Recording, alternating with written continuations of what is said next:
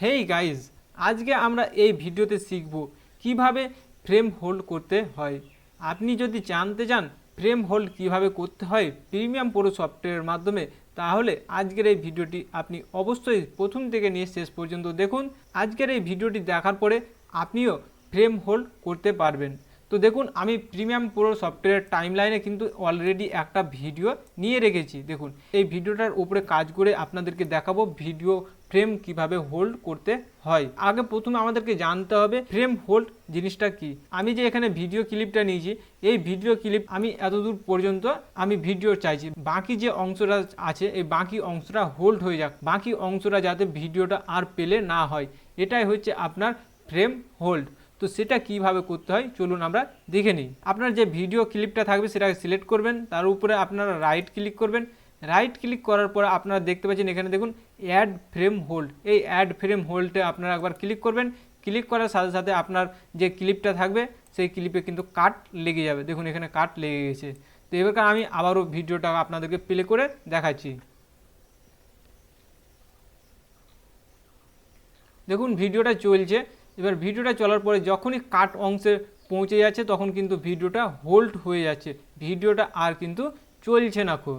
তো এটাই হচ্ছে আপনার ভিডিও হোল্ড করার সিস্টেম। আরও সিস্টেম রয়েছে, আরও যে সমস্ত সিস্টেমগুলো রয়েছে সেগুলোই আপনাদেরকে দেখাবো।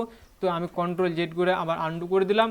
আন্ডু করে দেওয়ার পরে রাইট ক্লিক করবেন। রাইট ক্লিক করার পরে দেখুন ফ্রেম হোল্ড অপশন, এখানে ফ্রেম হোল্ড অপশানে আপনারা ক্লিক করবেন। এখানে কিন্তু বেশ কয়েকটা অপশন দেওয়া রয়েছে, আপনাদের যেটা পছন্দ হবে সেই রকমভাবে আপনারা এখান থেকে করে নিতে পারবেন। তো আমি এখানে কী করবেন, সিকোয়েন্স টাইম কোড দেখতে পাচ্ছেন, এখানে সিকোয়েন্স টাইম কোডে আমি ক্লিক করে দিলাম। সিকোয়েন্স টাইম কোডে ক্লিক করার পরে ওকে করে দিলাম। এবারকার দেখুন আমি ভিডিওটা প্লে করছি। প্লে করতে গেলে এবার কী হচ্ছে, আমার পুরো ভিডিও ক্লিপটাই কিন্তু হোল্ড হয়ে যাচ্ছে, আমার ভিডিও আর চলছে না খুব। আবার কন্ট্রোল জেড। তো এইরকমভাবে আপনারা কাজ করতে পারবেন, ফ্রেম হোল্ড করতে পারবেন। তারপরে দেখুন এখানে ইন পয়েন্ট আউট পয়েন্ট দেওয়া রয়েছে, ইন পয়েন্ট করতে পারবেন। আবার ওকে।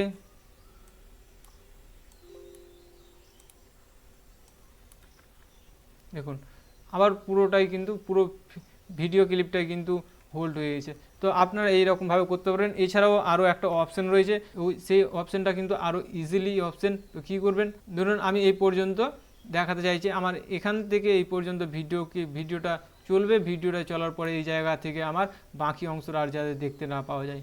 তো কী করবো, আমরা এখানে দেখতে পাচ্ছেন দেখুন এক্সপোর্ট ফ্রেম, এই এক্সপোর্ট ফ্রেমে আপনারা ক্লিক করবেন। এক্সপোর্ট ফ্রেমে ক্লিক করার পর এক্সপোর্ট ফ্রেমটা আপনার সামনে চলে আসবে।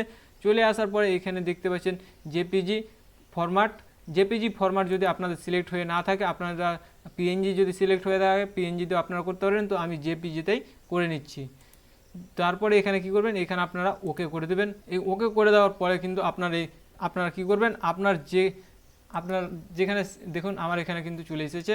তো এটা কি করবো, আমি আমার প্রিমিয়াম প্রোতে নিয়ে নিলাম।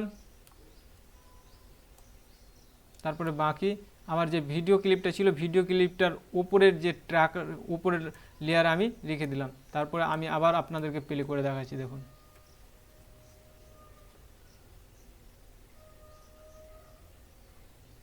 দেখুন এবার কি হচ্ছে, এখানে কিন্তু আর বাকি অংশটা আর দেখতে পাওয়া যাচ্ছে না। তো এইরকমভাবে আপনারা ভিডিও ফ্রেম করতে পারবেন। আশা করছি আপনাদের আজকের এই ছোট্ট ভিডিওটা অবশ্যই ভালো লাগবে।